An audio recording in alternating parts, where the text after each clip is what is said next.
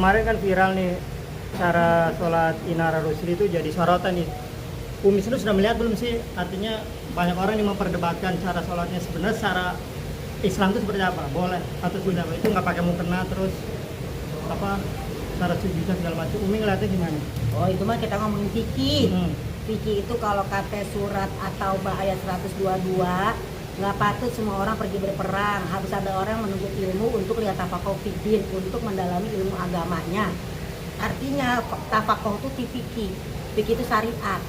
Jadi kalau yang kemarin kita lihat mungkin saudara kita sholat itu fikih sebenarnya.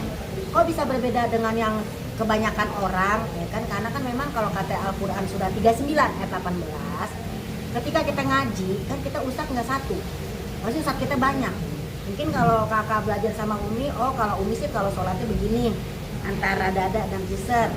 Oh kalau ngaji sama si A di dada. Oh kalau ngaji sama si C di bawah pusar. Itu semua ada. Tapi walaupun 4 mazhab tidak memakai yang ini ya, artinya mazhab itu berbeda. Nah ketika berbeda pendapat kata surat 3918, ikuti mana yang paling baik. Kita dari dulu diajar orang tua kita begini, ya monggo, pasti udah ada dalilnya.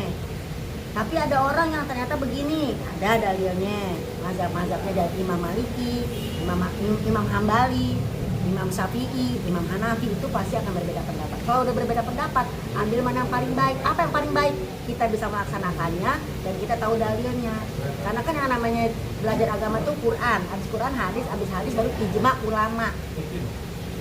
Jadi ini hanya perbedaan. Contoh ada orang sholat begini, kok begini karena dulu kita perang, megang pedang.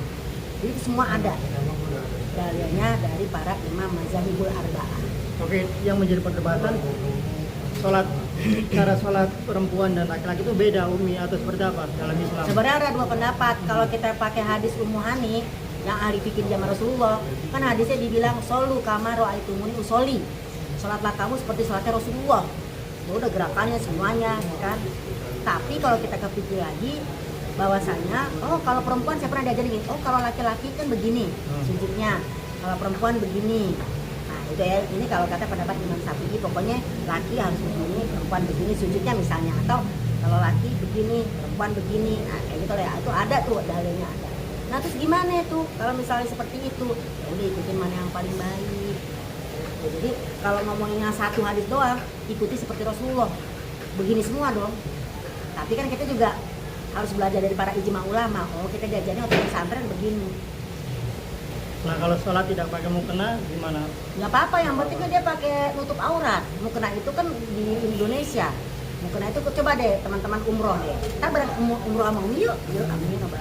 Itu di sono banyak yang pakai atas bawah malahan seperti teman-teman kita dari Turki misalnya, dari mana itu ya pakai kayak gini aja nih udah sholat begini.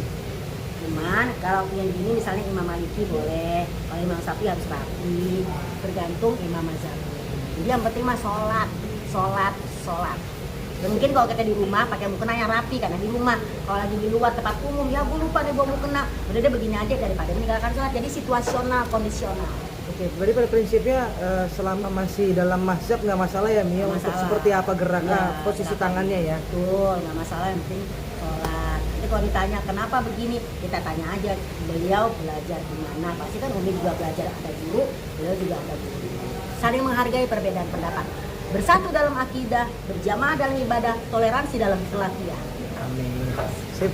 Yang penting nama itu.